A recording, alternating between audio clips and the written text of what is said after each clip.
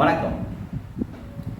Palani Vinayaka Jothi Nilayam M P Aranganathan Gajamugan Astro TV சேனலுக்காகவும் பழனி விநாயகா ஜோதிடம் Astro TV சேனலுக்காகவும் நம்ம ஜோதிட பதிவுகள் பட்டைய கிளப்புற மாதிரி போட்டிருக்கிறோம், உண்மையை போட்டிருக்கிறோம், உறுதியானதை போட்டிருக்கிறோம், அனுபவபூர்வமான பதிவை போட்டிருக்கிறோம்.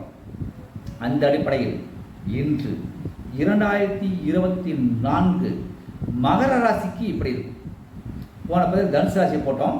இப்போ மகர ராசிக்கு குரு பகவான், ராகு கேது பகவான், சனி பகவான் என்ன செய்வாங்க அப்படின்னு பார்ப்போம். அதாவது சூரியன், சுக்கிரன், புதன் மாதக்கோள்கள், செவ்வாய் 1.5 மாதம், சந்திரன் 2.25 நாள், குரு 1 வருடம், ராகு கேது 1.5 வருடம், சனி 2.5 வருடம் ஒரு ராசி கடப்பதற்கு. அப்போ இதில் பெரும்பாலும் பலன் அள்ளி கொடுக்குறவங்க, தடுக்கிறவங்க, கொடுக்குறவங்க ராகு கேதுவும் குருவும் சனியும் தான். அதனால் இந்த சனி ராகு கேது எடுத்துக்கிட்டேன், குரு எடுத்துக்கிட்டோம். அப்போ இவங்கெல்லாம் கர்ம கிரகங்கள். சனி, ராகு, கேது, குரு இதெல்லாம் கர்மா கிரகங்கள். அப்போ சனி ராகு மட்டும்தான் கர்மா கிரகம், குருவும் கர்மா தான். ஏன்னா போன ஜென்மத்தில் மிச்ச தொச்சலை கொடுத்துருவார். சரி, இப்போ மகர ராசிக்கு குரு பகவான் ஃபர்ஸ்ட் என்ன செய்வார்? மகர ராசிக்கு இப்போ குரு 4 இருக்கார். குரு 4 இருந்தால் வருமானம் தடையாகும். குரு 4 இருந்தால் அந்த கொடுக்கல் வாங்கல் சிறப்பு இருக்காது, தொழில் சிறப்பு இருக்காது. ஏன்னா 4ஆம் இடத்துல குரு 10ஆம் இடத்தை பார்ப்பார். அப்போ தொழில் ஒருவேளை சிறக்கணும், 4 கெடுக்கணும். அப்போ 50-50 தான் தொழில். தடைப்பட்ட தொழில்கள் மே மாதத்துக்கு பிறகு பட்டையை கிளப்பும். அப்போ 2024 ஏப்ரல் வரைக்கும் தான் இந்த மகராசிக்காரனுக்கு கஷ்டம், நஷ்டம், வேதனை, விரக்தி, சோதனையெல்லாம். அடுத்து 2024 மேக்கு பிறகு கண்டிப்பாக மகர ராசிக்காரங்க தொழில் சிறப்பாக இருக்கும், தொழில் விளங்கும், பொருளாதாரம் விளங்கும், திருமணம் நடக்கும், தொழில் சிறக்கும், திருமணம் நடக்கும், பொருளாதாரம் விளங்கும், மண்மனையில் மாற்றம் செய்வார்கள். அவங்களுக்கு மண்மனை அமையறதுக்கு வாய்ப்பு அதிகம். முயற்சிகள் எடுங்க, கண்டிப்பாக ஜெயிக்கும். அப்போ குரு பகவான் மகர ராசிக்கு இப்போ 4ஆம் இடத்துல இருக்காரு. அடுத்து 5ஆம் இடத்துக்கு வரப்ப இந்த மாதிரி நற்பலன்களை செய்வார். அப்போ 5ஆம் இடத்துக்கு வரப்ப எங்கெங்க பார்க்குறாருன்னா ராசிக்கு 9ஆம் இடத்தை பார்க்குறாரு. தந்தையுடைய உடல்நலம், தந்தையுடைய மனநலம், தந்தைக்காக அவங்க எதாவது செய்வாங்க, தந்தைக்கு உயர்வு கிடைக்கும். அப்போ மகர ராசியில் பிறந்தவங்க கூட அப்பா அவங்களுக்கு கொஞ்சம் மாற்றங்கள் கிடைக்கும். அப்பா அவங்க உடல்நிலையில் மாற்றம் வரும், அவங்க தொழில்நிலையிலே மாற்றம் வரும், அவங்களுக்கு மகிழ்ச்சிகரமானதை மகள் செய்வாங்க என்பது உறுதி. 2024 முடியிருக்கிறார். அடுத்து மகர ராசிக்கு குரு பகவான் அந்த 7ஆம் பார்வையாக 11ஆம் இடத்தை பார்ப்பார், 9ஆம் இடத்தை பார்ப்பார், அடுத்து 11ஆம் இடத்தை பார்ப்பார். அப்போ அவங்களுக்கு லாபம் கிடைக்கும். அப்போ செய்கிற தொழில் அவங்களுக்கு லாபம் வரும். உறுதியாக எந்த தொழில் செஞ்சாலும் சரி அவங்களுக்கு லாபம் கண்டிப்பாக கிடைக்கும். 2024 மே 1க்கு பிறகு, ஏப்ரல் 18க்கு பிறகு அதோட எஃபெக்ட் காட்டும். ஆனால் மே 1க்கு பிறகு அது பலன் சிறப்பாக இருக்கும். அடுத்த ராசியை பார்ப்பார்.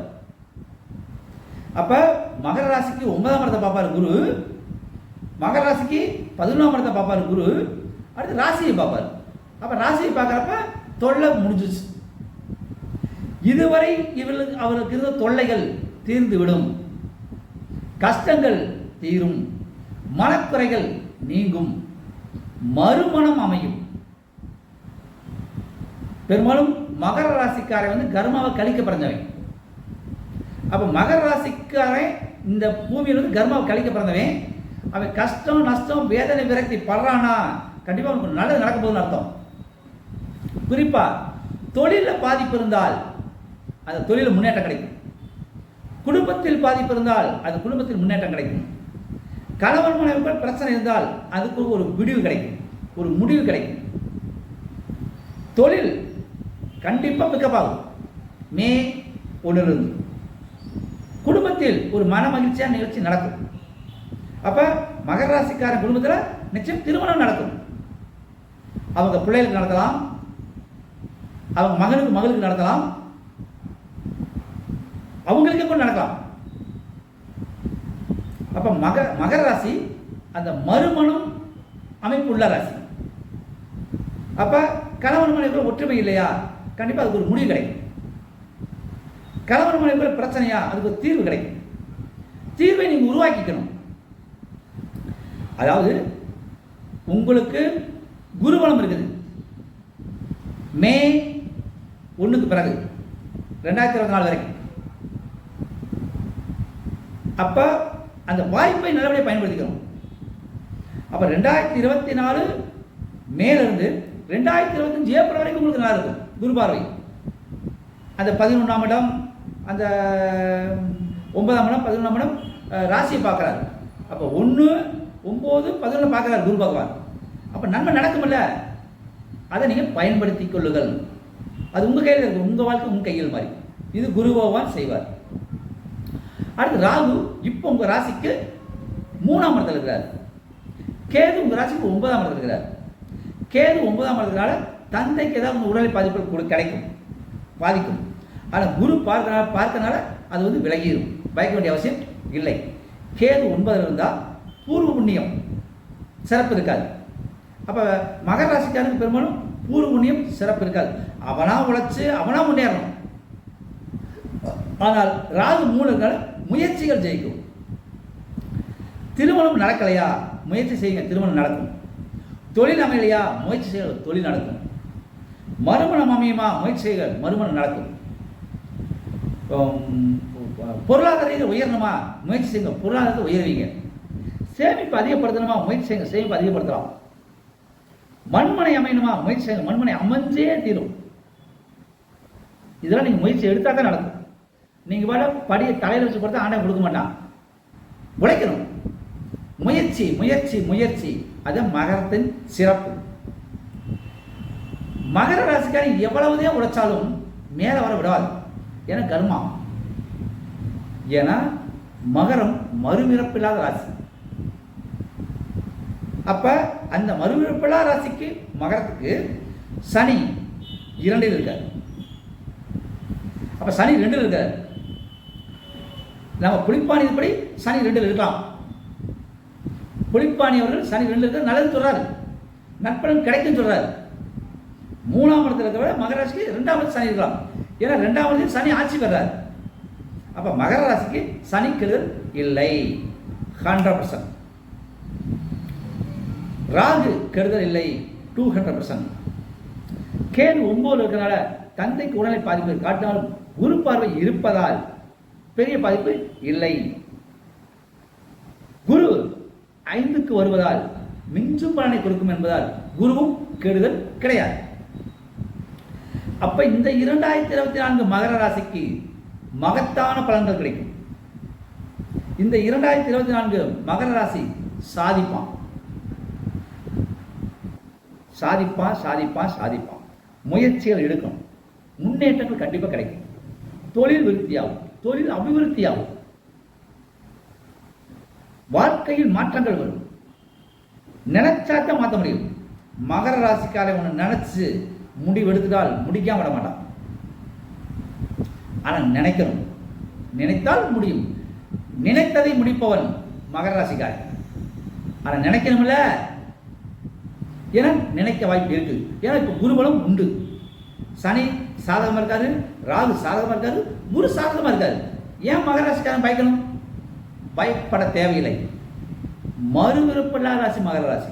ஏன் பயக்காதீங்க? பயக்காதீங்க. உங்க கர்மா என்னவோ அது நடந்தது. அப்ப கர்மா நடக்குங்கிறத நீங்க வந்து சும்மா இருக்கக்கூடாது. அப்ப ராகு 3ல் இருக்காரு. அப்ப மீனத்தில் இருக்கிற முயற்சிகள் செய்யுங்க. ஏன்னா மகரத்துக்கும் மீனத்துக்கும் ஒரு வசியம் இருக்குது. ஏன்னா அங்க வந்து உங்களுடைய ராகு இருக்கிறனால கண்டிப்பா நல்லா செய்வார். ஏன்னா ராகு அந்த மீனத்திலிருந்து மகரத்தை பார்ப்பார், தூண்டி விடுவார். அப்ப தூண்டி விடுறப்ப நம்ம பிடிச்சுக்கணும். அப்ப மகரத்துக்கு கிடைக்கிற வாய்ப்புகளை நழுவ விடாதீர்கள். நல்லதே நடக்கும். நீங்க நல்லது நடச்சே பாருங்க, நல்லது நடந்தே தீரும். 90% மகர ராசிக்காரனுக்கு இந்த 2024 மகத்தான பலன், மறுமலர்ச்சியான பலன். மறு முயற்சியான பலன், மறு முன்னேற்றமான பலன், மறு வாழ்க்கையான பலன், மறு பொருளாதாரமான பலன் கிடைக்கும். இதுக்கு என்ன செய்யணும்? அப்போ மகர ராசியில் பிறந்தவங்க யாராக இருந்தாலும், அவிட்டம், திருவோணம், உத்திராடம்.